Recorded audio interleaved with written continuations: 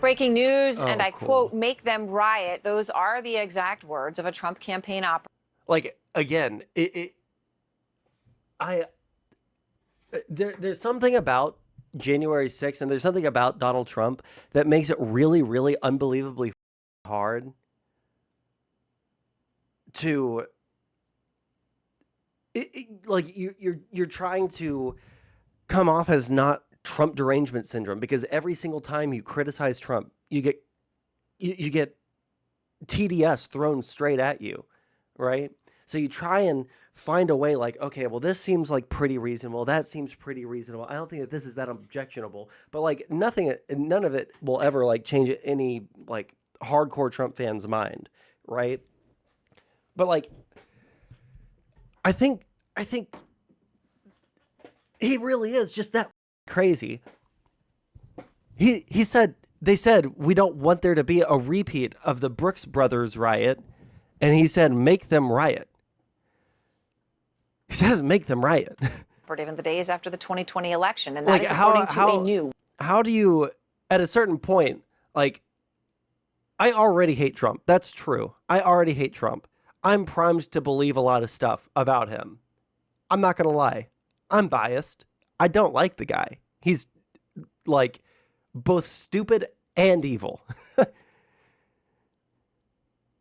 And I guess what I'm trying to say is, like, as stupid and evil as he is, and for how much, like, maneuvering I've tried to do over the past couple of years to be, like, the reasonable lib, to try and be understanding, and then at every single turn, my preconceived biases get reinforced so hardcore, dude. So they get reinforced so hardcore. Because more and more shit that is corroborated by multiple people, or that is said under oath, or that has evidence that is out in the public, it just makes me more and more like, okay, yeah, well, there is no reasonable way to talk about this unreasonable person. There's no reasonable way to talk about him. Breaking news, and I quote, make them riot. Those are the exact words of a Trump campaign operative in the days after the 2020 election. And that is according to a new 165-page detailed filing by the Special Counsel Jack Smith. It paints the fullest picture yet of the evidence that prosecutors have against Trump. Now, we learn a lot in this document, and among the new allegations is that Trump told his wife, Melania, his daughter, Ivanka, and his son-in-law, Jared Kushner, quote, it doesn't matter if you won or lost the election. You still have to fight like hell. Evan Perez is out front. And he knew. Bro. Quote, it doesn't matter if you won. He knew that he lost. He knew that he lost. It doesn't matter if you won or lost the election. You still have to fight like hell.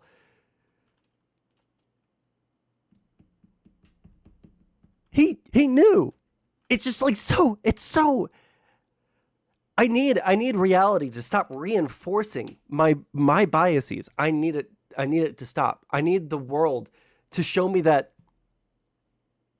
the derangement is real. Like, that is just derangement. I want to be convinced that, like, this is all just crazy hype. I want that. You have no idea how much I want that. I want to be saved from myself. But unfortunately, everything that comes out about the guy it's just like cementing every bad thing that I've ever thought about him. Or lost the election, you still have to fight like hell. Evan Perez is out front. And Evan, lots of new revelations in this filing. I mean, even that sentence alone says so much. It doesn't matter if you won or lost. It's whether you're going to fight to get the outcome that you want is very clearly what's being said there. What else is in here? Well, Aaron, this 165-page document is really the attempt by the special counsel to get over the very high hurdles that the Supreme Court put up to try to protect the former president, essentially shielding him from prosecution because of his immunity as president. And I'll read you just a part of what the case that Jack Smith, the special counsel, is making. He says that when the defendant lost the 2020 presidential election, he resorted to crimes to try to stay in office. And then they continue to say the defendant launched a series of increasingly desperate plans to overturn the legitimate election results in 7 states and list those 7 states. And among the things we learned, Aaron, is the fact that, prosecutors say they have evidence that Donald Trump himself sent that now infamous 224 tweet, if you remember, on January 6th, where he told his supporters that Mike Pence didn't have the courage to essentially go along with his claims that there was fraud in the election. And it also, I think that this is new, when someone came up to him like, Don, They're talking about killing Mike Pence. You got to do something. They're talking about hanging him. They have a gallows set up in front of the Capitol building. He responded with, "So what?"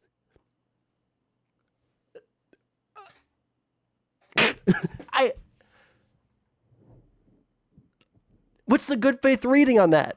Essentially put the former vice president, the then vice president, in danger. What prosecutors lay out there, they say that they know there were only two people who could have sent that tweet, and they know that the other person, obviously they have witnesses, that person did not send the tweet. Therefore, it was Donald Trump who himself sent that tweet. And of course, as a result of that, the former vice president was put in danger. They had to evacuate him. And in this document, we learn that one of the things that happens is the former president is sitting there for hours, hearing about the evacuation at the U.S. Capitol, and he's told that the vice president essentially is in danger, and his response is, "So what?" Again, part of what prosecutors are doing here, Aaron, is to try to get over this hurdle from the Supreme Court to prove, they say, that what Donald Trump did is not protected by immunity. Aaron?